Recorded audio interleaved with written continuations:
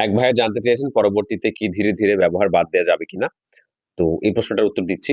যেহেতু আমি নিজেও মিনক্সিডিল ব্যবহার করছি, অনেকে ব্যবহার করছেন। তো তাদের এই বিষয়টা জানা উচিত। ব্যবহার করার আগেই জেনে নেওয়া উচিত যে এটা ছেড়ে দিলে চুল যে পড়ে যায়, এটা একটা অপ্রিয় সত্য। কারণ এটা আপনি যখন ব্যবহার করবেন, আপনার দেখা যায় স্ক্যাল্পে অক্সিজেন সাপ্লাইটা যেই টাইপের হবে, ঠিক আছে? আপনি এটা ছেড়ে দিলে সেই মানে ধরনের হচ্ছে মানে সাপ্লাইটা হবে না। মানে ব্লাড সাপ্লাইটা কমে যাবে।